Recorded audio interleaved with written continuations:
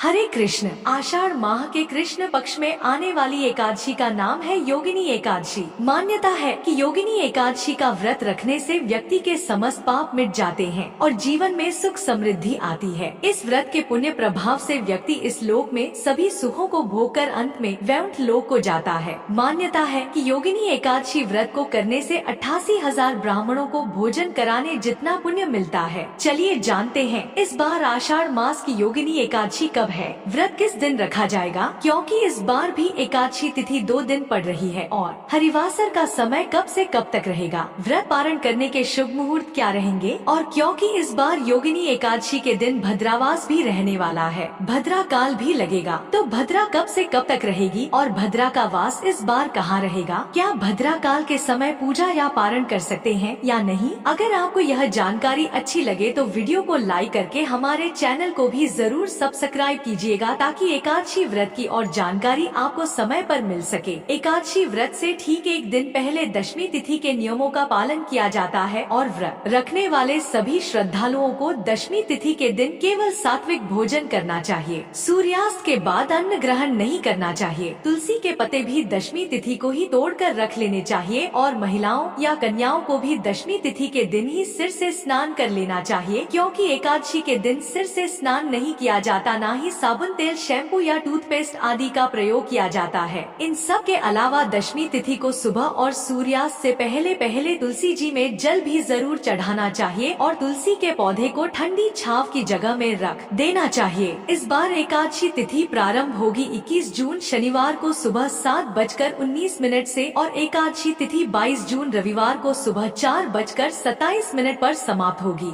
ऐसे में इस बार योगिनी एकादशी का व्रत 2 दिन रहेगा, 21 जून शनिवार को और 22 जून रविवार को। रविवार के दिन पड़ने वाली एकादशी दूजी एकादशी या वैष्णव एकादशी होगी और सबसे बड़ी बात कि 22 जून रविवार को पड़ने वाली योगिनी एकादशी त्रिस्पर्शा एकादशी होगी, यानी इस दिन 3 तिथियों का मिलन हो रहा है। ब्रह्मा मुहूर्त में एकादशी तिथि पूरा दिन, द्वादशी तिथि और द्वादशी तिथि लगते ही रात के समय त्रयोदशी तिथि भी प्रारंभ हो जाएगी और हमारे घर में त्रिस्पर्शा एकादशी का उतना ही महत्व है जितना कि निर्जला एकादशी या साल की अन्य बड़ी एकादशियों का। तो अगर आप व्रत रखना चाहते हैं तो 22 जून रविवार के दिन त्रिस्पर्शा एकादशी का व्रत रखें। भगवान विष्णु की असीम कृपा आपको प्राप्त होने लगेगी। 21 जून शनिवार को ब्रह्मा मुहूर्त सुबह 4:10 से 4:58 तक रहेगा। इस दिन सूर्योदय होगा सुबह 5:46 पर, सूर्यास्त होगा शाम 7:11 पर। अभिजीत मुहूर्त दोपहर 12:01 से 12:55 तक रहेगा। गोधूली मुहूर्त और शाम की पूजा आप शाम 7:21 से 7:41 के बीच में कर सकते हैं। इस दिन राहु काल सुबह 9 बजे से लेकर 10:30 बजे तक रहेगा और इस बार भद्राकाल 20 जून शुक्रवार को रात 8:36 से शुरू होगा और 21 जून शनिवार को सुबह 7:19 तक रहेगा। हालांकि इस बार भद्रावास स्वर्ग लोक में रहेगा, तो स्वर्ग लोक में रहने के कारण यह पृथ्वी लोक पर अशुभ नहीं रहेगी। आप पूजा पाठ इस समय में कर सकते हैं। द्वादशी तिथि प्रारंभ होगी 22 जून रविवार को सुबह 4:28 से और द्वादशी तिथि प्रारंभ होते ही हरिवासर का समय भी शुरू हो जाएगा। द्वादशी तिथि का समापन होगा 22 जून रविवार की मध्य रात्रि में 1:21 पर। देखा जाए तो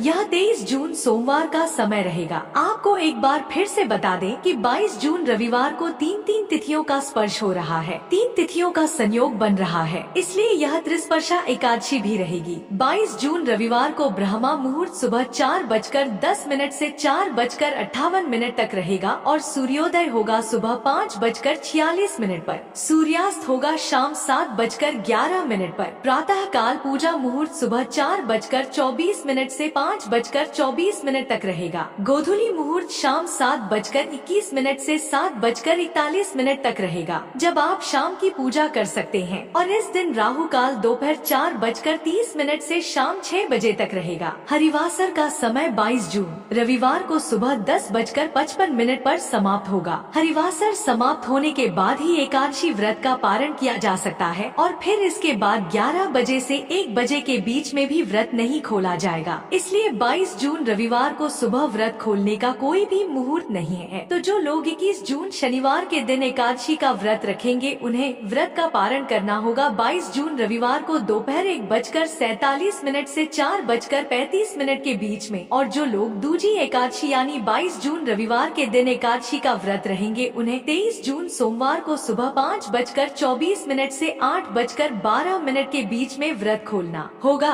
हालांकि द्वादशी तिथि ब्रह्मा मुहूर्त से पहले ही समाप्त हो चुकी होगी, लेकिन त्रयोदशी तिथि के प्रथम पहर में भी एकादशी का व्रत खोला जा सकता है अगर द्वादशी तिथि सूर्योदय से पहले ही समाप्त हो रही हो। इसमें कोई दोष नहीं लगता है, इसलिए आपको व्रत रखते समय तिथि और शुभ मुहूर्त का ध्यान अवश्य रखना होगा, तभी व्रत का पूर्ण फल प्राप्त होता।